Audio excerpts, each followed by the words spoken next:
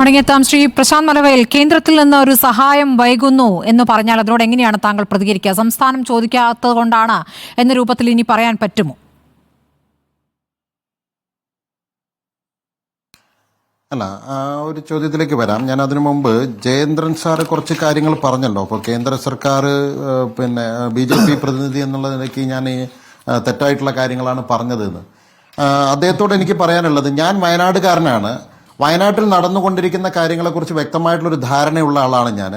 അതുകൊണ്ട് തന്നെയാണ് ഞാൻ പുത്തുമലയെക്കുറിച്ച് നിങ്ങളോട് സൂചിപ്പിച്ചത്. പുത്തുമലയിൽ എന്താണ് സംഭവിച്ചു കൊണ്ടിരിക്കുന്നതെന്നും ഇന്നലെ സംഭവിച്ചത് എന്താണ് എന്നുള്ളത് നിങ്ങളൊന്ന് പഠിക്കുന്നതും മനസ്സിലാക്കുന്നതും നല്ലതാണ്. ചോർന്നൊലിക്കുന്ന വീടുകളിലാണ് സാറേ ഇന്നും അവിടെ ആളുകൾ താമസിക്കുന്നത്. ഞാൻ ഈ ദുരന്തത്തിന്റെ മാത്രം കാര്യം പറയാണ്. പിന്നെ മറ്റ് മേഖല എടുത്ത് പരിശോധിച്ചാൽ, നിങ്ങൾ പറഞ്ഞു ടൂറിസം കൊണ്ടാണ് വയനാട് രക്ഷപ്പെട്ടത്. സംശയവുമില്ല, ടൂറിസം കൊണ്ട് തന്നെയാണ്. കാരണം നാണ്യവിളകളുടെ ഒരു വലിയ സംവിധാനം ഉണ്ടായിരുന്ന നാടാണ് വയനാട്. വയനാടൻ കുരുമുളകും വയനാടൻ കാപ്പിയും വയനാടൻ ഇഞ്ചിയും ഒക്കെ പാടെ നശിച്ചപ്പോൾ ഇവിടുത്തെ സാധാരണക്കാരായിട്ടുള്ള ആളുകൾ സ്വന്തമായി ഹട്ടുകളും റിസോർട്ടുകളും തുടങ്ങി ചെറിയ ചെറിയ വില്ലകളും ഒക്കെ ഉപയോഗിച്ച് ഉണ്ടാക്കിയിട്ടുള്ളതാണ്. അല്ലാണ്ട് ഇവിടെ സംസ്ഥാന സർക്കാരിന്റെ യാതൊരു വിധത്തിലുള്ള സഹായവും കിട്ടിയതുകൊണ്ടല്ല. ഈ കൃഷി നശിപ്പിച്ചപ്പോൾ അവനവന്റെ ഭൂമിയിൽ അവനവൻ ഉണ്ടാക്കിയിട്ടുള്ള സംവിധാനങ്ങൾ, അത് ടൂറിസത്തെ കൂടി ഉൾപ്പെടുത്തിക്കൊണ്ട് ആകർഷിച്ചു കൊണ്ടുണ്ടാക്കിയത്. അങ്ങനെ സ്വന്തം വരുമാനത്തിലൂടെയാണ് ഇത് മുന്നോട്ട് പോയിട്ടുള്ളത്. അതുകൊണ്ട് വയനാടിനെ കുറിച്ച് സാർ എന്നെ പഠിപ്പിക്കരുത്.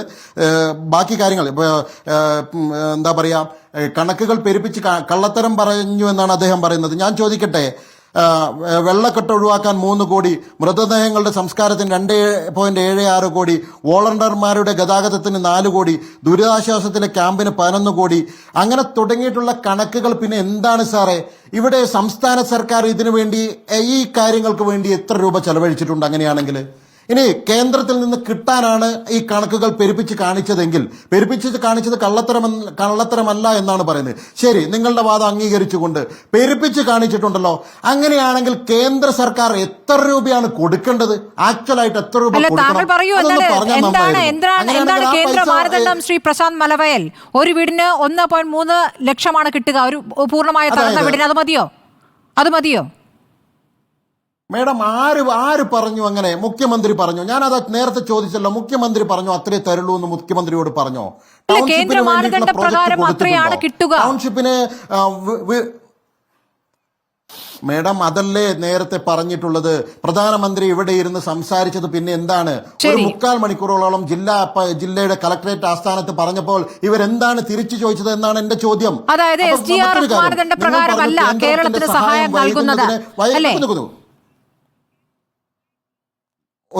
ഒരു സംശയവുമില്ല. അതാണ് ഞാൻ പറഞ്ഞത്.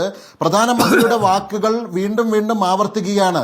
ഇവിടെ പണം, ഒരു പുനരധിവാസത്തിന് പണം ഒരു പ്രശ്നമല്ല എന്ന് പറഞ്ഞ സ്ഥിതിക്ക് ഡീറ്റെയിൽഡ് ആയിട്ടുള്ള പ്രൊജക്ട് റിപ്പോർട്ട് കൃത്യമായിട്ട് കൊടുക്കാതെ അത് പെരുപ്പിച്ച് കാണിച്ചിട്ട് ഞങ്ങൾ കൂടുതൽ കാണിച്ച് അതിന്റെ പകുതി കിട്ടാനാണ് എന്ന് പറഞ്ഞാൽ ഇത് കള്ളത്തരമല്ല എന്ന് ആരാ പറയാ? പിന്നെ മറ്റൊന്ന്, നിങ്ങൾ ചോദിച്ച ചോദ്യത്തിലേക്ക് ഞാൻ വരാം. അതായത് കേന്ദ്ര സഹായം വൈകുന്നത് എന്തുകൊണ്ട് എന്നുള്ളൊരു ചോദ്യം പ്രസക്തമാണ്.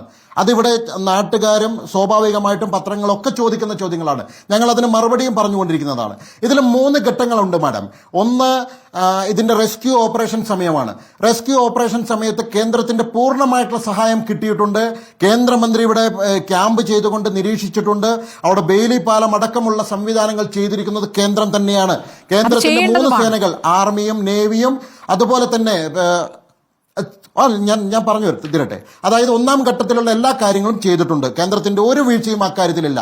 ഇനി 2ാം ഘട്ടം, ടെമ്പററി പുനരധിവാസത്തില് ആളുകൾ സ്വമേധയാ വീടുകളിലേക്ക് പോകുന്നു. ആളുകൾക്ക് വീടുകൾ കണ്ടെത്തി കൊടുക്കുന്നു, വാടക വീടുകൾ കണ്ടെത്തി കൊടുക്കുന്നു. ആ വാടക വീടുകളിലേക്ക് പോകാനുള്ള സാഹചര്യങ്ങൾ ഒരുക്കി കൊടുക്കുന്നു. നോക്കും മേഡം, ഇവിടെ എവിടെയാണ് കേന്ദ്രത്തിന്റെ സഹായം ആവശ്യമായി വരുന്നത്? ഇവിടെ ഇതെല്ലാം ചെയ്യേണ്ടത് സംസ്ഥാന സർക്കാർ തന്നെയാണ്. അതിനാണ് കോടിക്കണക്കിന് രൂപ അവരുടെ അക്കൗണ്ടിലേക്ക് സാധാരണ ജനങ്ങളും അല്ലാതെയും ഒക്കെ, നേരത്തെ ജ്യോതികുമാർ പറഞ്ഞതുപോലെ തന്നെ നമ്മളടക്കമുള്ള ആളുകൾ ഇതിന് വേണ്ടിയിട്ടാണ്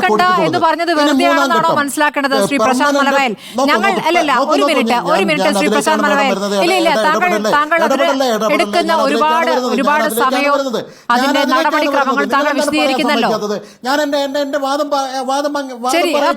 ഞാൻ അതിലേക്കാണ് വരുന്നത് മേഡം. അതെന്താ നിങ്ങൾ പറയാനാണ്? പെർമനന്റ് പുനരധിവാസത്തിന് കേന്ദ്രത്തിന്റെ സഹായം കൂടിയേ പറ്റൂ, ഒരു സംശയവുമില്ല. ആ കൂടിയേ പറ്റൂ എന്ന് പറയുന്നിടത്താണ് ഞങ്ങളും നിങ്ങളും ഒക്കെ നിൽക്കുന്നത്. എന്താണ് പ്രൊജക്ട് കൊടുത്തിട്ടുള്ളത്? ഡീറ്റെയിൽ ആയിട്ട് പ്രൊജക്ട് എവിടെയാണ് സമർപ്പിച്ചിട്ടുള്ളത്? എവിടെയാണ് പുനരധിവസിപ്പിക്കുന്നത്? ആദ്യം മനസ്സിലാക്കേണ്ടത് ശ്രീ പ്രശാന്ത് മലവയൽ, ഇല്ല ഒരു മിനിറ്റ് ശ്രീ പ്രശാന്ത് മലവയൽ, പ്രകൃതി ദുരന്തങ്ങൾ ഉണ്ടാകുന്ന മറ്റ് സംസ്ഥാനങ്ങളിലേക്ക് പ്രധാനമന്ത്രി പറന്നുപോയി പെട്ടെന്ന് തുക പ്രഖ്യാപിക്കാറുണ്ട്. ഇവിടെ മാത്രം എല്ലാ മാനദണ്ഡവും കണക്കുകളും ദിവസവും വരികയാണ്, അതിന് നടപടിക്രമം വരികയാണ്. അത് താങ്കൾ അടുത്ത ഘട്ടത്തിൽ വിശദീകരിച്ചോളൂ. അല്ല, വേറെ സംസ്ഥാനങ്ങളുടെ കാര്യത്തിലൊന്നും ഇല്ലാത്ത കാര്യം കേരളത്തിൽ സംഭവിക്കുകയാണ്. ചെലവില്ലാത്തപ്പോൾ പെരുപ്പിച്ച് കാണിച്ച ശവസംസ്കാരത്തിനടക്കം 75,000 രൂപ ചോദിച്ച സംസ്ഥാനത്ത് ഡീറ്റെയിൽഡ് ആയിട്ടുള്ള പ്രൊജക്ട് കിട്ടിയാലേ കൊടുക്കുള്ളൂ. കാരണം ഇത് അതിപ്പോഴല്ലേ നിങ്ങൾ കണ്ടത്? ആ കണക്കൊക്കെ ഇന്നല്ലേ കണ്ടത്? അതെന്തൊരു വാദമാണ്? നിങ്ങൾ വയനാട്ടിലിരുന്ന് പറയാവുന്ന ഒരു വാദമാണോ ശ്രീ പ്രശാന്ത് മലവയൽ? താങ്കൾക്ക് പുറത്തിറങ്ങി നടക്കണ്ടേ? താങ്കൾക്ക് അവിടെ വീടില്ലാതെ ക്യാമ്പുകളിലും വാടക വീട്ടിലും താൽക്കാലികമായി കഴിയുന്നവരെ താങ്കൾക്ക് നാളെയും കാണണ്ടേ? ഇന്ന് ഇറങ്ങുമ്പോഴും കാണണ്ടേ? അങ്ങനെ നിസ്സാരവൽക്കരിച്ച് പോകുന്നത് ഇതിനെ ശരി, പി കെ ഫിറോസ് ഞാനത് നിസ്സാരവൽക്കരിച്ചു. ശരി, ഞാൻ